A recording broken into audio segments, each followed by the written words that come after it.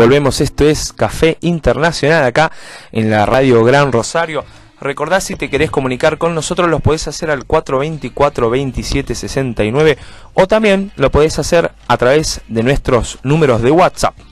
3413-683222 o 3416958616, así como también puedes compartir tus comentarios y tus consultas en nuestra fanpage, que es Café Internacional. Ahora estamos aprovechando que vamos a hablar con uno de los representantes, obviamente, de grupos de sociólogos, los no herederos estudiantes y sociólogos de la ciudad de Rosario, Gerardo Bortolotto, y aprovechar un poco de hablar de la asignación universal por hijo y de los mitos que hay en torno de la asignación universal por hijo. Darte las buenas tardes y preguntarte por qué se articulan estos mitos en los programas sociales puntualmente. Bien, perfecto. Buenas tardes ante todo.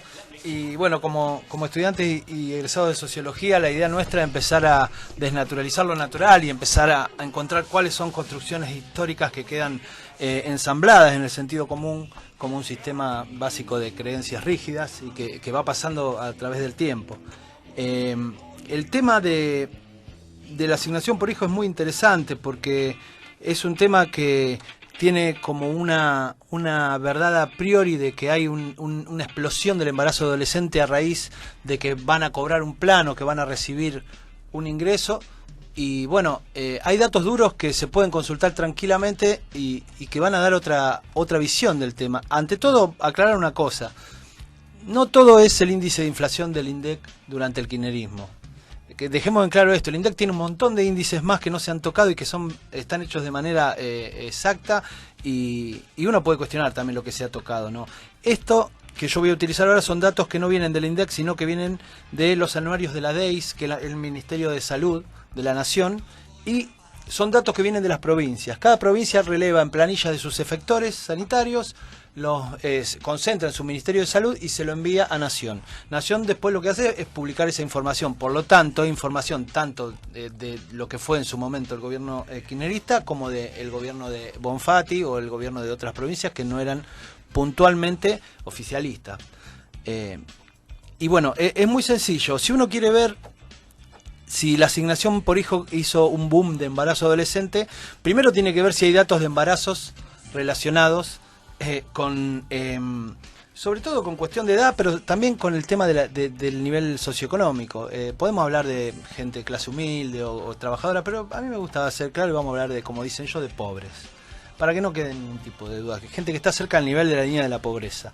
No existen datos de embarazo adolescente y nivel socioeconómico o pobreza. Por lo tanto, ya con eso, lo que dijo el ex candidato a gobernador, de que las pibas se embarazaban, o que mucha gente repite, no hay datos fehacientes, o por lo menos nunca lo mostró, ni del CEL, ni el PRO, ni la oposición. Entonces, cuando uno quiere empezar a dilucidar, lo más cercano que tiene es el total de nacidos vivos por edad a través de los distintos años. Esos son datos del Ministerio de Salud. Sí. Si uno quiere aseverar, porque vamos a pensarlo al revés, vamos a pensarlo como una hipótesis cierta.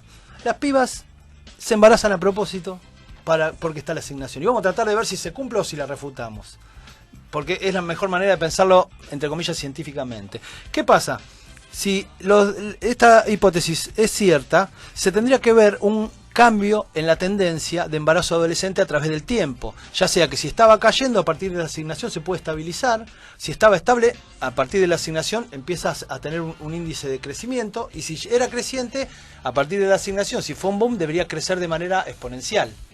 Bien, cuando uno va a buscar los datos, ya te digo, del Ministerio de Salud que envían las provincias, nosotros armamos una tabla de 2006-2013, vamos a recordar, la asignación anual por hijo, universal por hijo se implanta o se decreta a partir, porque primero fue un decreto, después una ley, a finales de 2009. Correcto. O sea que hay que empezar a ver los números a partir de 2010, 2011 en adelante. Para tener más o menos un campo, un espacio. Exacto. Entonces nosotros, sí. Y recordar que la asignación universal por hijo fue una política impulsada por el gobierno de Cristina luego de lo que fue la crisis financiera internacional y que obtuvo gran legitimidad internacional porque estaba dentro de las políticas expansivas contracíclicas para contrarrestar el fenómeno de recesivo que había traído la crisis financiera internacional. De hecho, fue implementada el decreto, fue hecho en fines del 2008 luego, 2 meses después de la cumbre de Washington, donde se reunieron los presidentes para ver qué solución le encontraban a la crisis financiera internacional. ¿Y hasta qué fecha toman ustedes, Gerardo?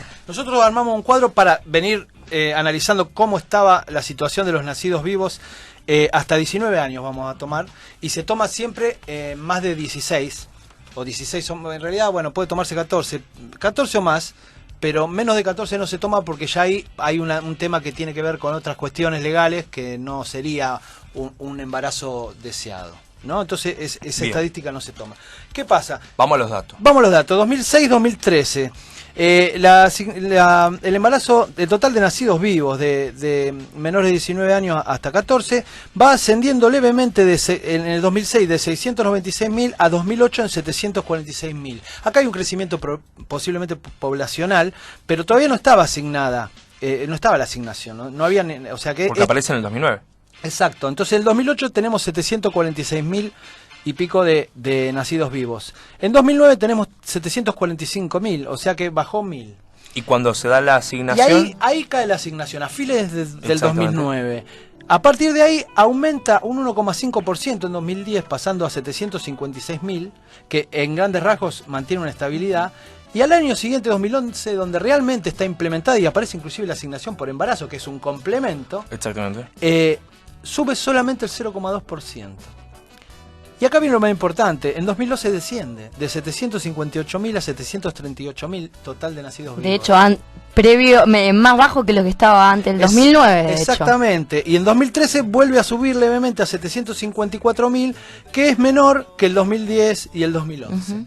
Por lo tanto, los datos disponibles y serios dicen que no existe un cambio en la tendencia que lleve a pensar que la implementación de la asignación por hijo genera un boom de adolescentes que se embaracen. Recordamos que quien había realizado esa infortunada frase era Ernesto Sanz, en ese momento presidente de la Unión Cívica Radical, que había dicho que tomaban la asignación para embarazarse y criar hijos, y después se desdijo. Y la canaleta del juego y la droga. Exactamente, después se desdijo, de hecho... Lo retomó del CEL. Exactamente, lo retomó del CEL de una manera rara porque, y acá te traslado otra pregunta, porque el presidente Macri mantuvo la asignación universal por hijo. De hecho están buscando de acompañarla también para los monotributistas. Recordamos que la asignación universal por hijo no es universal, porque en definitiva no es para cualquiera que gana obviamente mucha plata. Yo entiendo que el que gana mucha plata no necesita una asignación.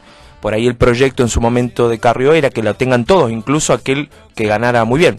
Y no se entendía mucho, digamos, la idea de la política pública para atender un campo especial. Pero Macri dice, bueno, vamos a extenderla ahora a los monotributistas y vamos a mantenerla. ¿Por qué pensás que se traduce esto de que un gobierno de centro derecha, liberal por ahí, que entiende que el Estado quizás no tiene que ser permanente en el campo de lo social, dice, bueno, esto vamos a mantenerlo aquí? Bien, primero había que aclarar que la asignación por hijo viene a ser el complemento del salario familiar de las personas que están en blanco. O sea, una persona que está anotada, como decimos, en blanco, que tiene recibo de sueldo, está en relación de dependencia o similar, percibe por ley una asignación familiar.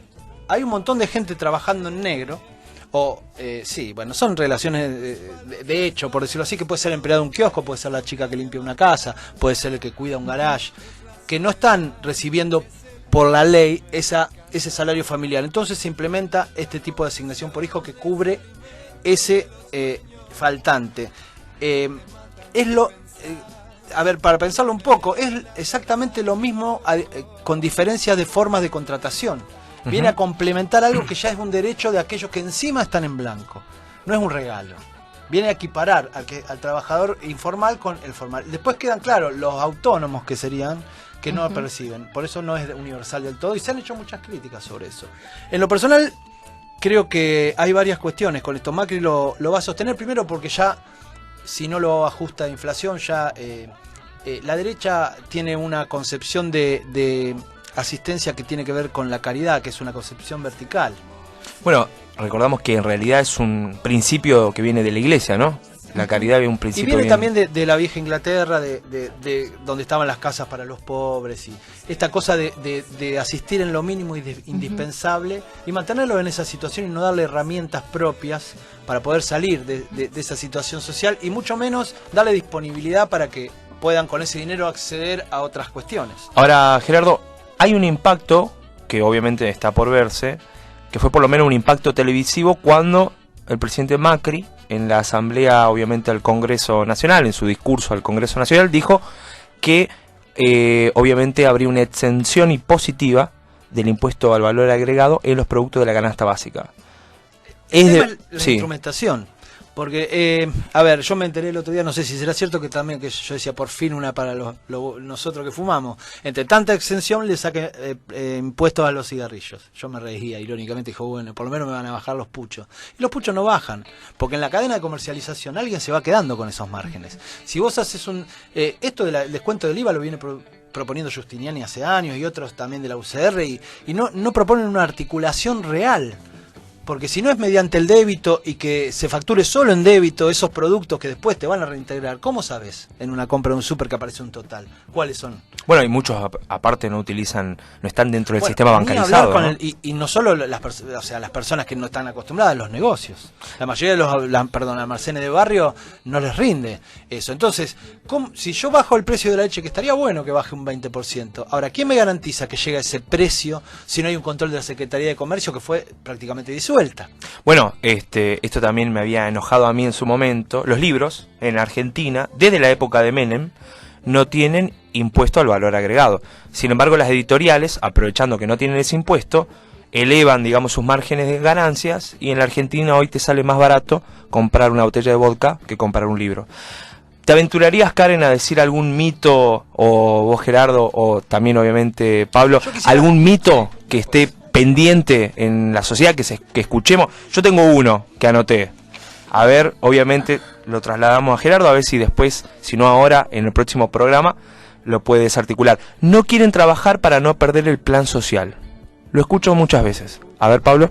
Yo tengo otro que está directamente relacionado con la asignación universal por hijo, que es los planes sociales y la consecuencia de los votos. O sea, se mantienen los planes sociales solamente para mantener al gobierno en el poder.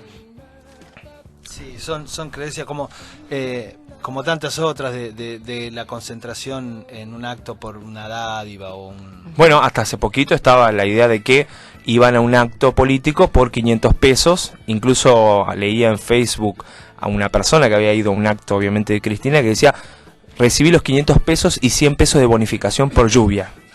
Sí, no, la idea es que por lo menos hay que tener en cuenta que la gente la sigue a Cristina porque le indexó, antes eran 200 pesos en diciembre, ahora son 500, la indexa por inflación real. Por eso la gente también es fiel, porque le mantiene la dádiva indexada, eso es... Gerardo, coméntame, ¿qué hacen los no herederos? Bueno, los no herederos estamos desde el año pasado, y somos un grupo de estudiantes y egresados de sociología que estamos intentando crear una identidad sociológica en Rosario. Sabemos que no existía hasta hace unos años la carrera en Rosario por diversas cuestiones. Hoy existe en una universidad privada, no estatal, pero bueno, es lo que hay. Entonces, no vamos a decir que no hay gente que haya hecho sociología en Rosario, simplemente que ahora están empezando a egresar sociólogos y estamos tratando de poner la mirada sociológica particular o tratar de crearla entre nosotros, porque por eso los no herederos, parafraseando a Bourdieu irónicamente, porque no tenemos nadie de quien empezar a guiarnos en esta ciudad. Si bien hay gente muy representativa que da clases y que inclusive han creado el programa de nuestra carrera, gente de la UNR, pero la mirada sociológica es una mirada particular, y bueno, nosotros estamos tratando de a poco de ir, nosotros también entrenándonos en eso. Somos gente de distintas edades, distintas visiones ideológicas, inclusive distintos hábitos alimenticios. Tenemos gente que es vegana, cosa que es ¿Y muy cómo, en qué se materializa el trabajo del grupo? El trabajo se materializa principalmente, el año pasado decidimos empezar a escribir, que es algo que hay que aprender, si se aprende escribiendo, y tenemos un blog que se llama losnoherederos.wordpress.com, donde hay más de 30 artículos ya escritos de una manera bastante didáctica. Tratamos de que sea una escritura que sea legible, a veces nos sale más, a veces menos, y con mucha teoría atrás, pero tratar de que lo entienda cualquier persona que se siente a leerlo. Por eso a veces explicamos las cosas teóricas y después damos un ejemplo mundano. Lo que tratamos, después cerramos el año con un evento que se llamaba ¿Por qué la sociología en Rosario? Y a partir de ahí, bueno, pudimos hacer que dos sociólogos y un especialista en relaciones internacionales como ustedes, cuente por qué es necesario la mirada sociológica en Rosario, qué puede aportar, ya sea desde la educación, desde el género, desde el trabajo entre diversas disciplinas.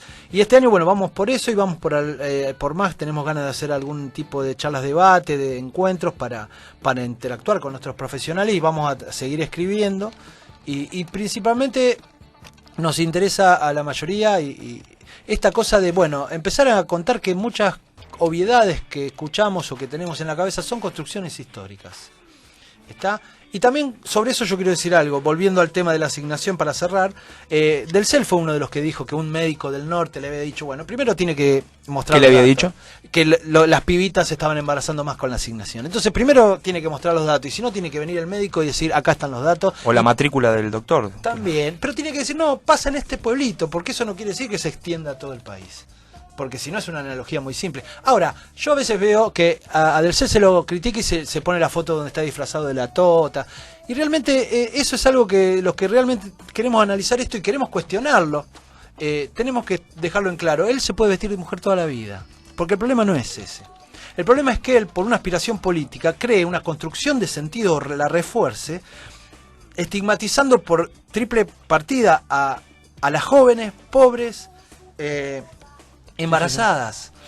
Entonces, no importa cómo se vista, importa que hay una construcción de sentido que coagula ahí justo en una clase de referencia que ya tiene un sentido común estructurado de esa manera, y esto lo refuerza y lleva al final a pensar que hasta son ventajeras estas chicas. Y creo que esa es la cuestión que la ciencia social tiene que empezar a desmitificar.